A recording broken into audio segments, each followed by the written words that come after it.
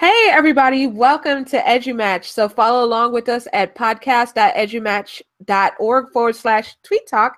And you can chime in there in the comments, and we will definitely, we look forward to hearing from you. So speaking of EduMatch, sign up to be the person of the day by going to our website, edumatch.org, and click that big sign up button in the top right corner, and that'll add you to our awesome table of EduMatch. So people, when they are searching for new PLN, they can search for you. And in addition, when it's your turn, and it is a little bit of a wait, but trust me, it's worth it. When it's your turn, we will tweet nice things about you for a 24-hour period, and everyone will get to know you. So very excited to have new people joining us in our EduMatch person of the day. So we are about to get started right now. So we're going to start with some introductions. So we're going to go from my left all the way down to my right. So we'll start first with Amy. Hi, my name is Amy Storr, and I am an instructional coach and technology integration mentor in Montgomery, Texas, and a very proud Buncee ambassador. Sweet. We are so happy to have you. So thanks for joining us, Amy. You're welcome. And yes, thank you. And we now have Bonnie joining us as well. So Bonnie, if you wouldn't mind just introducing yourself, please. Hi, everyone. I'm Bonnie Mcclelland. I work at the Farmingdale School District. This year, I started a new position. I'm instructional coach for digital learning. I just finished up 5 years in kindergarten, though, and I was a classroom teacher for 15 years. Well, that is awesome. We are super excited to have you on panel, so thanks for joining us. All right, we're gonna skip Francesca and save her for last because she will be moderating for us today. But let's have Rochelle, if you could please introduce yourself. Hi, Rochelle. I teach Spanish and STEAM in Pittsburgh. I've been teaching for 21 years now, and I'm also a Buncee ambassador, so I'm happy to be here to talk with all of you tonight. Awesome, and we are super glad to have you. Oh, and right on time, we have Janine who popped in. Hey, Janine, how you doing? Hey, I'm good. How are you guys? Doing great. I were a little confused, but we got it. Yeah, glad to see you all here. So, Janine, if you wouldn't mind just introducing yourself. Sure. I'm Janine Freeman. I am the Instructional Technology Specialist in Fort Sam Houston ISD, which is in San Antonio, Texas. And I am really happy to be here. Thanks for having us, and a proud Buncee ambassador. Wonderful. Well, thank you so much for joining us. And we're going to go next to Stacey. Hi, I'm Stacey Rich Ann. I am the technology coordinator at my school, and I am also a Buncee ambassador. Happy to be here. And I'm excited to talk a little bit about how I use Buncee in high school. Wonderful. We're excited to have you here. And last and certainly not least, we are going to our fantastic moderator, Francesca. Hi. Hi, everyone. I'm Francesca. I'm on the marketing team here at Buncee in New York, and very excited, honored to be here with these lovely ladies. They're all Buncee experts, K-12, and they have some great questions to share with you guys. So, fantastic. So then I guess I'll go ahead and start with some of the questions. So we have 5 questions from each of these awesome educators. Amy has, I'll go with you first, start with A. So Buncee, in case you don't know, I should probably tell you what Buncee is. Buncee, for those of you who don't know, is a COPA-compliant creation and presentation tool. It's designed to help students of all ages, K-12, empower them as creators, help educators build engaging content, and help build college and career-ready skills. So perfect segue into Amy's question, which is, why is creativity important in the classroom? And how can Buncee help us choose that over learning by consumption? So Amy, maybe if you have a good success story with it, since it's your question, I'll throw it over to you. Okay, so I wish that I had known about Buncee and I was in the classroom. This is my 2nd year out of the classroom as a coach. So it's been very cool to see how teachers are using it in their class in place of maybe more traditional experiences for our kids. Not too long ago, a 1st grade teacher on my campus, Miss Burt, and her kids, I'm so in love with this class. They've totally embraced Buncee, and they've been doing shared writing with Buncee, which has been pretty cool. Doing different presentations in 1st grade, which is so awesome to see some of our littles embracing technology. But I think we get our best work from our kids when they're creative. And Buncee, for me, I am not artistic at all. But the second that I start using Buncee, I feel like an artist. I feel like I can create things that are beautiful and inspiring.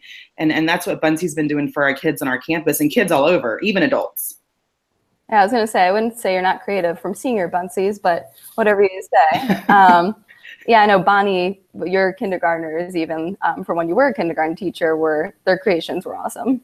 Yeah, I agree. I think one of the best things about Buncee is the choice that you give, with the amount of stickers and animations and backgrounds and different things that they could choose from to create. And I just let them go. I would give them a topic or something that they were working on. I would tell them once they were comfortable with Buncee, here, it's time to create. And whenever they asked me a question, I would say, well, ask a neighbor or start searching or see what you think looks good. And it blew my mind, the things that they created. Yeah, I remember there was a runaway gingerbread project you did where the kindergartners used our video recording feature to help find the gingerbread man. So lots of awesome projects you did. We did. Thank you. Thank you. They loved it. They absolutely loved it. I think they were sad when the year ended, but I assured them that they would be using Buncee in their first grade classrooms. Awesome. Janine, I remember you actually also had your students made solar system projects that they presented to their parents, I think it was. Yeah, they created, they were each researching different parts of the solar system, different planets, and had different content areas that they were studying, and they created their Buncees. And then they dressed up as astronauts and had their dioramas of their planets and everything, and then their computers were right there next to them. And they walked through their Buncees as the parents and other teachers and other students came through to see what they had created. That's awesome. Stacey actually has a great question. How can Buncee be used to develop students' higher order thinking skills, which ties in, of course, with students as creators? Sure, I'll go. So I teach high school math, and right now I'm teaching AP Calculus. And, you know, even within that classroom, I enjoy creating some activities where students can, you know, respond with a variety of different answer types. And what I mean by that is a lot of it is think about them just turning in a bunch of problems on a piece of paper, right? But where do we get to really hear their thought process, and where do we get to see that in action? And in Buncee, I can create activities where they can do all of these things in one spot, because in Buncee, of course, they can add text as with anything, but what's more is they can actually draw. So I can have them sketch out what you're thinking right now. And then I can have them use the audio feature, which is one of my very favorite features in Buncee, because that's one of the things when kids are making like a Google Slides presentation or something, I can't hear them talk. There's no way for them to add their voice to a slide. And so that was actually what drew me to Buncee in the first place, was it was a way for me to have students add a recording to their slide without having to go to any other device. They could just press the record button. There more recent ability for students to add a video too. So now I can hear my students, I can see my students talk things out, I can see them drawing things out. And so what I enjoy doing is creating some tasks which really build them up to those higher order thinking skills. I help them develop those skills through creating a Buncee activity where I might first ask them, okay, talk things out with me, just use the audio, chat it out, and then really write it. Make it more, and then do a video reflection at the end and things like that. And I love that you extended the length on the videos. Oh yeah, that is good. The video feature, I think, is one of my favorite media tools as well. Like your QR code timeline project. So for those of you who don't know, Stacey, my favorite project you did was when you had your students create events using Buncee, events on a timeline, and then printed it out with a QR code, pasted them on a wall in chronological order so you could scan the code to access video, audio. So I love the combination of physical and digital which was really cool. And extending the video time definitely was a major plus. Yeah, my kids were upset when they kept getting cut off. But Buncee Bryan said, just keep recording more videos. You can add as many as you want. And they did. But we just found out that the videos are longer, so that's much better. Because we all know how they like to talk. Yeah. And I think, Stacey, I think you just shared something about a Buncee about number talks, right? Yeah, so that was just, thinking through how to have exactly students talk things out. So even though I just teach high school, I think that it really, really, Buncee can tie into a lot of things that Joe Bowler talks a lot about. And, it's not about that final product, but it's about that process of thinking through it. And so kids can really highlight all of that. And I've got to say, the thing I like about Buncee the most is just that you can do everything in one place. So even if you're talking about those fancy creations of really making you like an artist, right? You don't have to go find an image somewhere, find, a little animation somewhere else. It's all in Buncee. It's all in one spot. I'm not opening 10 different tabs to do an assignment.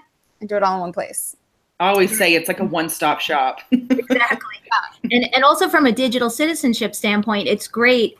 It's nice that I'm able to tell the students whatever you choose, whatever images you choose are safe to use. Like it's you already have the permission and you're not taking something that doesn't belong to you. So that's nice also. Yeah, actually, Rochelle's question was, how can students develop digital citizenship skills as they create with Buncee? Which I will say, I don't know, everyone here knows about Buncee boards, but we recently added the feature of Buncee boards, which is another great way to teach digital citizenship with Buncee.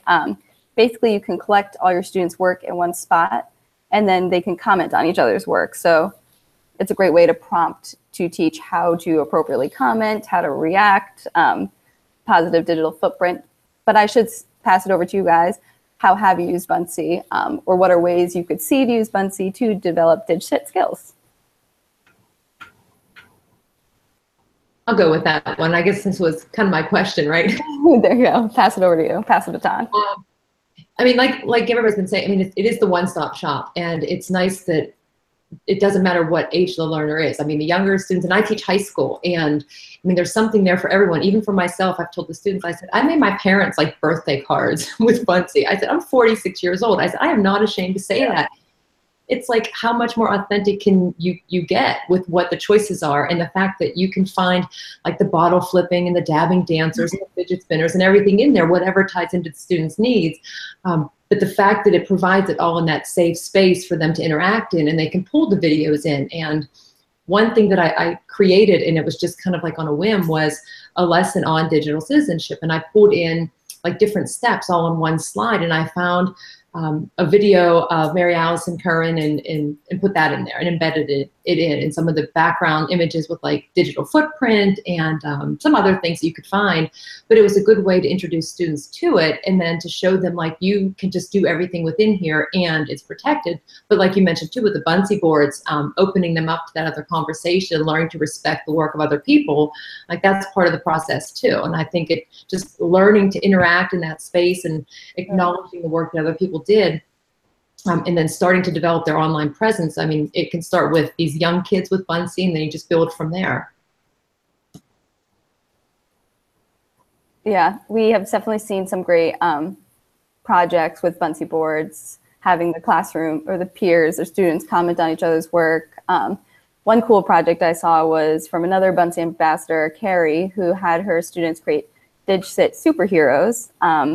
So they wrote a story about different superheroes. One was like Tweeter Man or something. So different ways you can use, like, and for those of you who don't know, when Rochelle mentioned fidget spinners and dabbing, we have a whole library of animations and stickers, like over 16,000, and a lot of fun ones, a lot of not as fun, more serious ones. But yeah, definitely students creating and publishing is a great way, of course, to develop DigCit. And Buncee is always on the cusp of what's new and hot. I think my class went nuts when they saw the bottle flipping. Last year we had Easter bunnies doing bottle flipping, and then when the fidget spinners came out, it blew their minds. So thank you for that.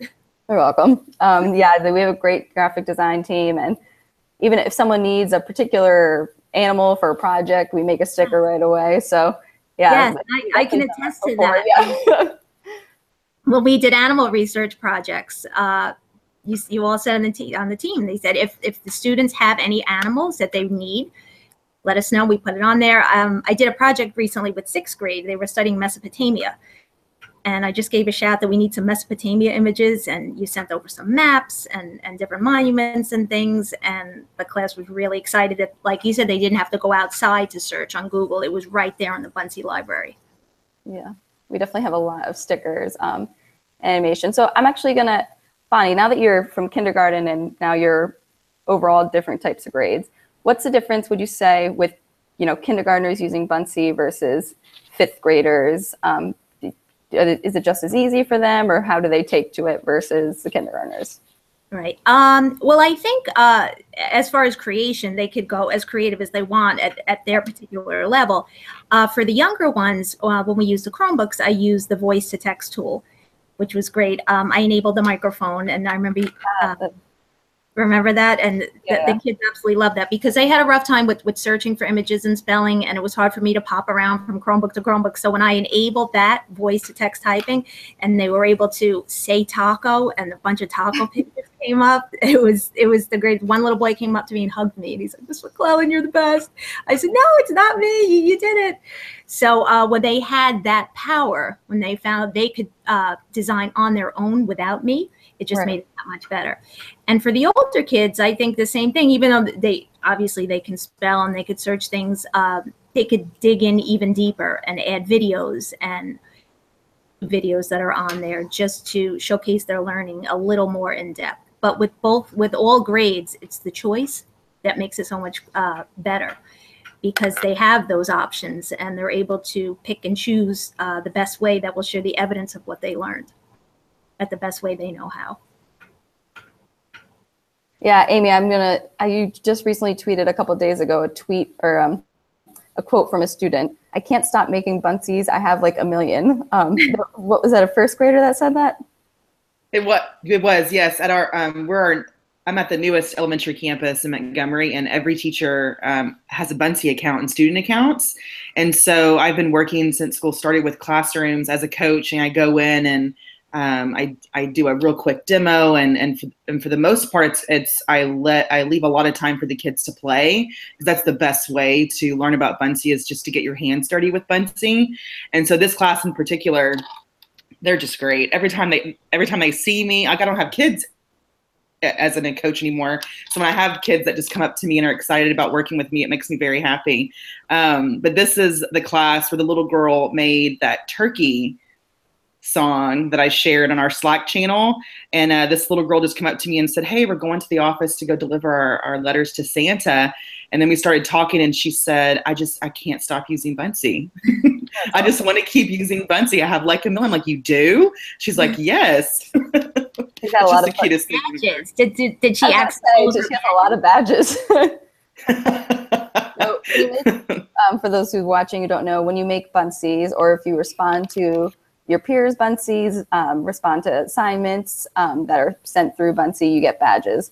So we have Buncee Explorers, the first badge. I'm not totally sure what the final one is, but you have Buncee Master. So she probably has a lot of badges. Yeah, I had a teacher that emailed me this weekend and said that her son, who's I think he's in 1st grade, her son said, "Mom, can I make a Buncee this weekend?" And so these kids are going home outside of school and eager to use a tool that is just so kid-friendly and so adult-friendly. It just makes my heart happy.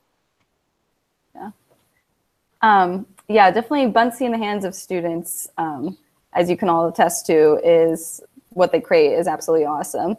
I would say, do you guys have examples how you have used Buncee to create lessons or assignments to send home if you flip them home? Or I know recently Sarah Frater, another Buncee educator, has shared how she uses Buncee to flip her 1st grade classroom. So do you guys have any examples of that? I have a 5th grade teacher that I showed her how to sync with Google Classroom. All of the teachers love that it does that because they have the Google Classroom and at one click of a button, all of their students are on. She assigned country projects they were working on, and they started working on it in the class, and then they were able to go home and continue with that and submit it right through the classroom tool. And I think when the students find out that they can go home and work on it at home, it makes it that much better. Yeah. We had a story of an educator from Jersey who her son used Buncee to try to persuade her, or with a persuasive essay, basically in a Buncee, to get a new iPhone. So kids do go home to make Buncees for all different purposes. Did it work? I forget, actually, so I'd have to double check on that. Stacey, were you going to say something? Just that, yeah, I teach in a flip format, and Buncee can work really well just because anything that you give interactive. And I think when you are sending students home with videos, it's very important one way or another to make that experience an interactive one, because just watching a video is a very passive experience. And so, you know, how can you have students doing something when they're watching the video, I think is a question that's very important for us to ask ourselves if we're going to flip our classroom. And so Buncee is one way to, you could string together a couple of videos if they're short little clips, and you could put little questions in between it, or you could have one video that, you know, is their assignment, but then make sure that you're wrapping it up with some type of reflection or something like that. And within Buncee, it's not just a creation tool, it's also, you can assign an assignment, and you can ask questions that are actually multiple choice questions or free response questions, and then all the student data comes in with that also. So it just makes it very doable. Yeah. Yeah, like I mentioned, Sarah, she creates Buncees and uses the audio to give guidance to her first graders. So the audio feature is also helpful. Since we have a little bit of time left, I'm going to finish up with one question from Janine. So what tips for those who are watching who haven't tried out Buncee, or who maybe have tried a little bit, what tips do you have for getting started, and how was implementing Buncee in your classroom? So any getting started tips, basically. Yeah, so like I said, I'm in instructional technology. So I am responsible for teaching these teachers how to use tech tools in their classroom. And Buncee was a really easy sell when I was teaching them, just because it really is so user-friendly and easy for them to pick up and use on their own. So I introduced it in our PLCs. Our teachers were excited about it. But we also had some teachers that were a little bit nervous about teaching this or opening it up in their classroom, because they felt that they didn't know it well enough for the kids to be able to use it in the classroom. So, of course, I offered up my services to come into their classrooms and help them.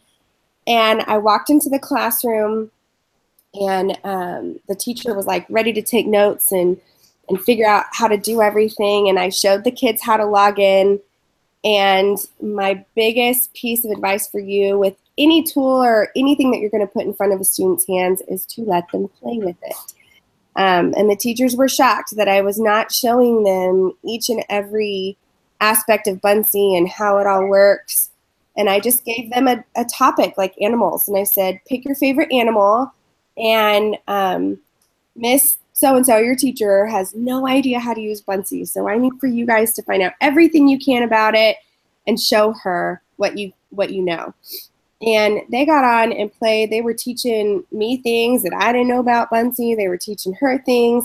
They were asking each other the conversations that they were having about, oh, how did you do that? How'd you put that video in there? And then they're teaching each other.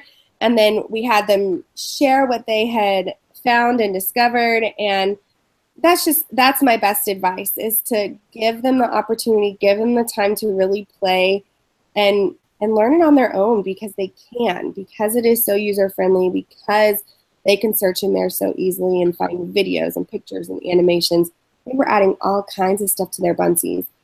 And then as I was walking around, there were little hints that I would give, like they didn't realize they could add another slide and have a whole nother blank slate. Yeah. To put, 50 other things onto their Buncee.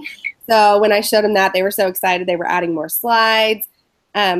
and that would be my best advice. I don't know if anybody else has anything that they want to share on that too. I completely agree with the point of letting them play. I think that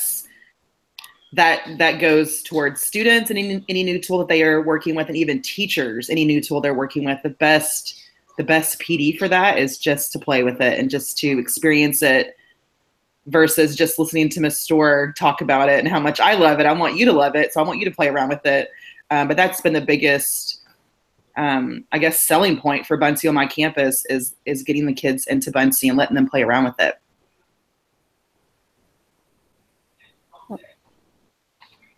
Yeah, definitely. When I have gone into classrooms that have started using Buncee, I mean, the kids find out things, like you were saying, right away. I love seeing them help each other, like you were mentioning. I definitely would say just exploring is definitely the best first step. I would imagine with any ed tech tool you bring into the classroom, but you guys would definitely know better. The more you play. Also, a good first topic for any grade is just an all about me Buncee, because they can search anything that they like: videos, pictures, images, stickers, animation, just something that represents you. That would really lend itself to a lot of opportunities to search around Buncee and all of the different features. Yeah, for sure. And use the audio to talk about themselves too. Right. Yeah. Bring in a friend. Mine always like to have a friend in with the video. Oh, yeah, for sure. Very cool. Well, do you guys have any great Buncee success stories you'd like to share before we sign off? I know personally, if anyone is watching, follows any of these educators, amazing educators here, they will see some awesome use cases. You guys have done amazing things with Buncee and with your students. But if you guys have any final success stories to share. Also, I want to say, we've done so many great things with students, but it's also a great teacher tool.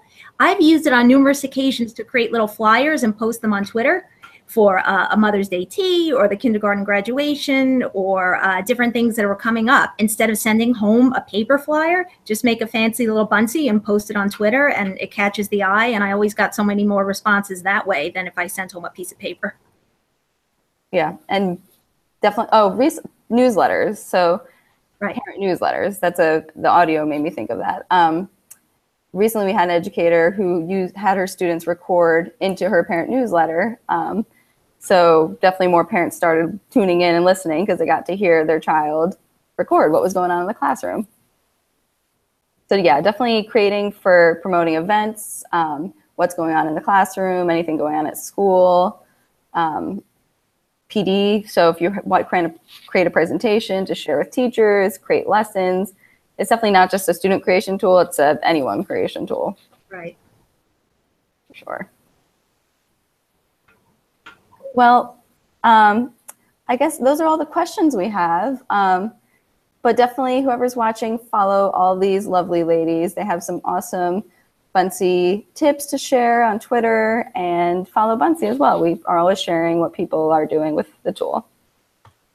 Thank you so much for joining us tonight, and thank you so much, Francesca, and thank you to this awesome panel, as well as everyone who is tweeting along with us and on the YouTube live page interacting there. Just great conversations going on. So many thanks to everyone.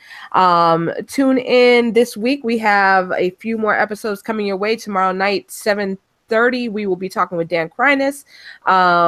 Wednesday at 7, we'll be talking with Tara Linney. Thursday at 7, we'll be talking with Jason Falconio. And finally, on Sunday at 7 p.m. Eastern, then we will be talking at Tie 17. So hashtag Tie 17 crossover meetup. So can't wait to see everyone there who will be there. Francesca, I think that you might be there. You might be there, right? Yeah, so I will be there. We have a Buncee booth, a Buncee talk, and 3 educators from Minnesota will also have a Buncee session, Buncee with a Bang. So we'll be at Ties too, and I'll get to meet you in person, Sarah. So yes, looking forward to it as well. So definitely, cold, so definitely bring your jacket. Oh yeah, see, I'm gonna need to pack heavy. So really looking forward to that. So thank you again to everyone for joining us, and catch us tomorrow night, 7 p.m. Eastern, same bad channel, podcasts.edumatch.org. /tweet talk. All right, everyone have a great one. You too. Thank you. Thanks, guys. Bye. Bye-bye.